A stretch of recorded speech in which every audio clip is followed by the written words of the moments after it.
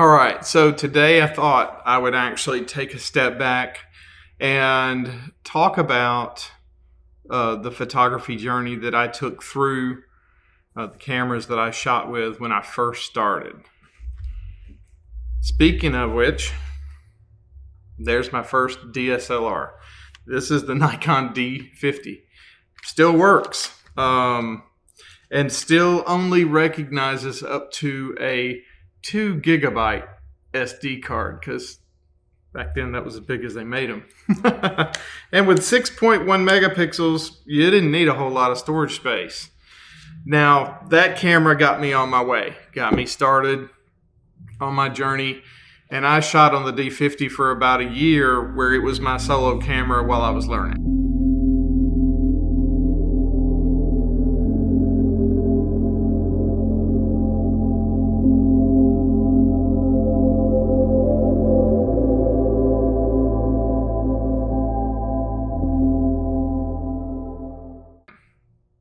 Then about a year later, I decided, hey, I've figured out this camera thing. I've got this. Let's step up. Stepped up to, here it is, the Nikon D200. It's my original Nikon D200. Took the CF card memory chip. Still works, by the way. Interesting enough, this was the camera that taught me how little I knew about photography when I learned how many decisions my D50 was automatically making for me. And the D200 didn't have hardly any automatic settings to it. So I actually had to learn how to make photos.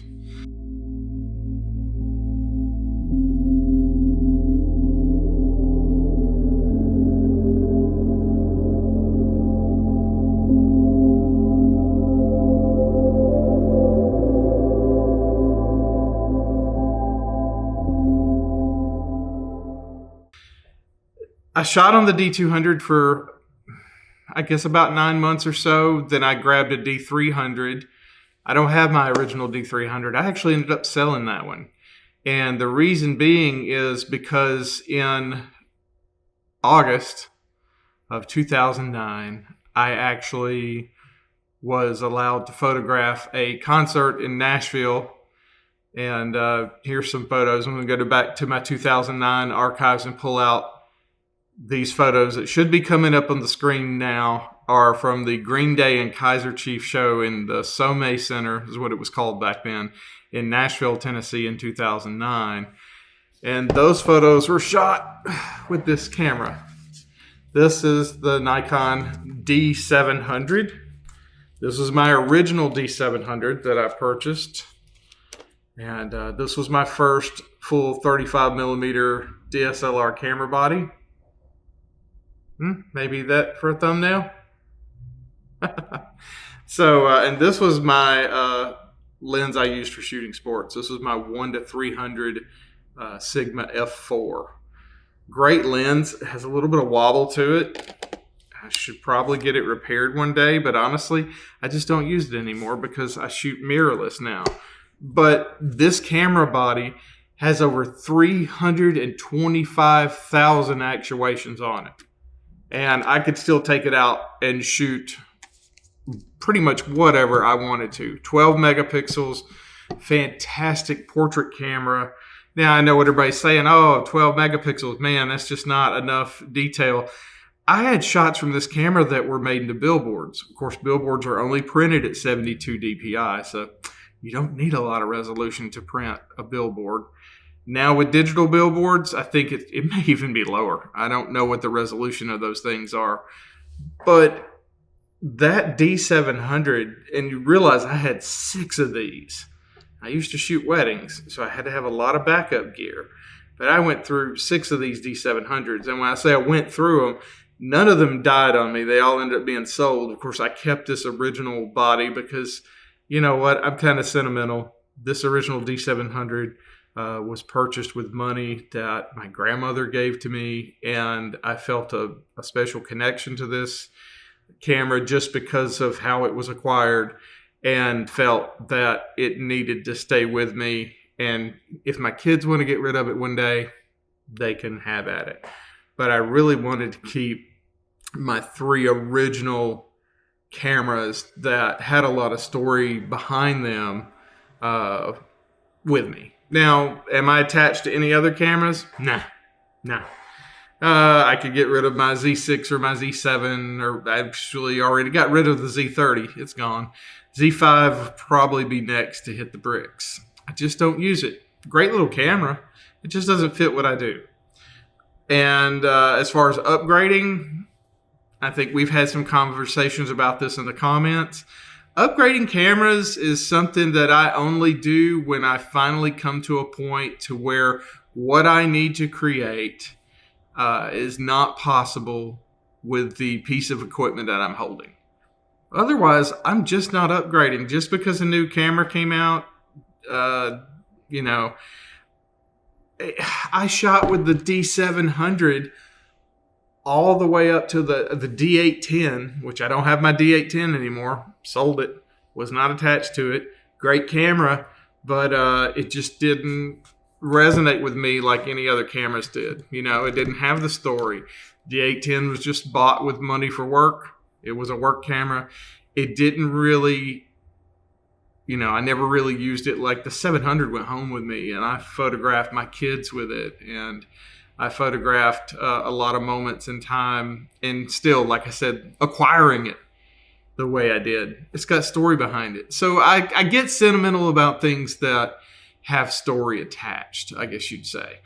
Anyway, enough about that. I just wanted to talk about the tale of 3 cameras here, and the cameras that got me started. My mother shot Canon. I started with a Canon, one of hers, and it just never really felt right in my hands.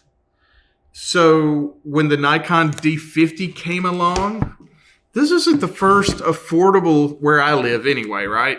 This was like the first affordable DSLR. I bought this camera and a battery and a memory card and a lens. And this was from Wolf Camera back in the day when we had Wolf Camera chains down here. And it was $6.99. I mean, back then, $6.99 for a DSLR was insane. Plus, there was a little ticket inside the camera bag that gave you 6 free camera lessons.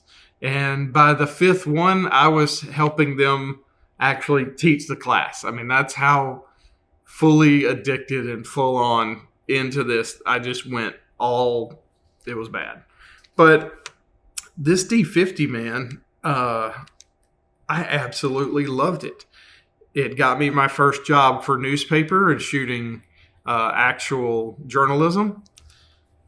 It photographed my family and my kids and everything. And my oldest son actually used this camera to learn photography on himself. I taught him photography with this camera. And my youngest son, I need to sit down and we need to go out and I need to walk him through taking photos and everything as well. Sadly enough, I've not done that with him for some reason. But my oldest son, I think it was a school project. Anyway, I can really get sidetracked on these things.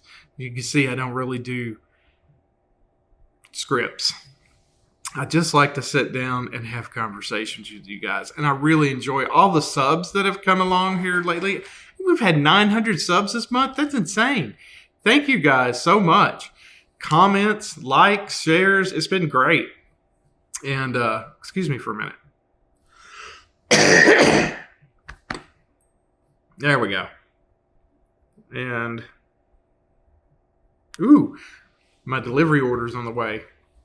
Our store's delivering stuff to us, and me not having to go shopping has spoiled me really bad. Anyway, I just really wanted to talk about this. Which camera got you started? What camera spoke to you that when you finally picked it up, it seemed to make sense to you? That's a big thing with me, is just being able, my favorite thing about the Nikons, and they still, I feel like, do a really good job at this. We got a lot of switches, a lot of buttons, so there's not a lot of, hang on, let me go look through a menu. I can look at the screen on the top. I can look inside the viewfinder. I could easily navigate this camera. That was me. Some people are the other way. They can easily navigate a Canon or a Panasonic or a Sony. The camera companies are putting out cameras that are amazing. And I'm sorry, if you can't be happy with the digital camera now, I don't know what you want, because the digital cameras now are insane. I mean, to be honest, I could shoot a wedding with this. The iPhones are dumb. Sad thing with all this gear, this studio, almost all of my family photos are still me doing this. It is what it is. I'm kind of like the mechanic that doesn't work on his own car. So, that being said, I hope you guys enjoyed this video and me rambling on about how these cameras got me started, how much I still love the D700, and this monster lens, which destroyed my elbows. That's a whole nother story. I learned to take a monopod when you have these really heavy lenses. Trust me, your body will thank you later. Your wrists, your shoulders, and everything. Holding this monster up for 13 hours, not fun. Not fun at all. Maybe fun when it's happening. After it's over, not fun. Not enough Tylenol and ibuprofen in the world. Anyway, I wanted to just go through and discuss these cameras and talk about how much they meant to me. Did I care about megapixels? Yeah, back then, oh man, you thought megapixels were the thing. And nowadays it's more like, resolution's nice and all, but what else can we do? And I actually had someone the other day ask me, what makes a good photo? And I had to stop for a minute and think, because no one in all my 18 years of doing this has ever asked me. They've asked me, what is photography? What is this? No, this person asked me, what makes a good photo? I had to stop and think for a minute. And for me personally, this might be an answer that's different for everybody. If it is, let me know your answer in the comments. But my answer was lighting. I don't care if you use a cell phone. I don't care if you use a shoebox with a hole in it. If the lighting is not good, the image is going to end up not being good. It's got to have good lighting. That lighting's got to tell story. I've even lit myself today for this video, which I usually don't even do, but I felt compelled to light myself today. And I hope it looks better. Sorry, I can't do anything with this. This is how this looks. But lighting is for me the absolute key to, and I mean, makes sense, right? Photography, is that the Latin word, Greek word for painting with light. So yeah, lighting to me just is the rudimentary base of, if the lighting's not good, the image, it doesn't matter. You could take it with a Hasselblad, you could take it with a Leica.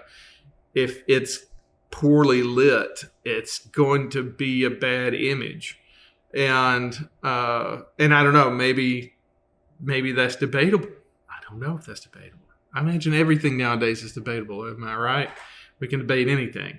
But I wanted to come on here and talk about the tale of these three cameras, how they got me started, how they carried me through my journey, and, the places I got to go. Like I said, the literal day I bought this camera body, the Nikon D700, I bought this camera at Dury's in Nashville, Tennessee, 2 blocks away from where I was going to photograph Green Day.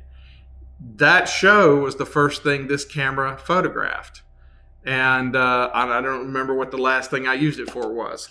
But that show was the first thing that this camera actually photographed. And so to me, being able to have that story along with this camera and how the camera was acquired, the fact that that store doesn't even exist anymore. That was one of the original Eastman Kodak stores, and it's no longer in Nashville. I was really sad when they shut down. That was a fantastic store. It was a place where you knew you could go and you could do classes. You could pick up the first equipment. I bought this one brand new off the shelf. It was the only camera I've ever walked, or I'm sorry, it's the last camera, not the only. It's the last camera I ever physically walked into a store, picked it up off the shelf, and bought it. Every other camera I've bought has either been used or come directly from Nikon through the internet. That was the last camera, 2009. That's the impact that the internet has had. All the camera shops that I would have bought my cameras at, would have driven to Nashville, would have picked them up, have all had to come from the internet because my store is gone. So very interesting, very interesting. Anyway, that's the tale of my 3 cameras. Tell me the tale of your cameras. Let me know in the comments which camera got you started. Why do you love it? Make a video about it. Hit record. Tell us your story. We'd love to hear it. My name is Brian Huff, and I'm here at Huff Photo Studios, and I appreciate every single one of you guys tuning in. And thank you so much liking and subscribing. Clicking on the bell lets you know every time we post a new video. And I hope you enjoyed this today. I'm sure there's no real information here. I didn't share any jewels or secrets, but I just really wanted to tell some of the story behind the origin of the equipment and how I got started as far as the camera bodies were concerned. And it was really, to me, kind of magical to pick these machines up and then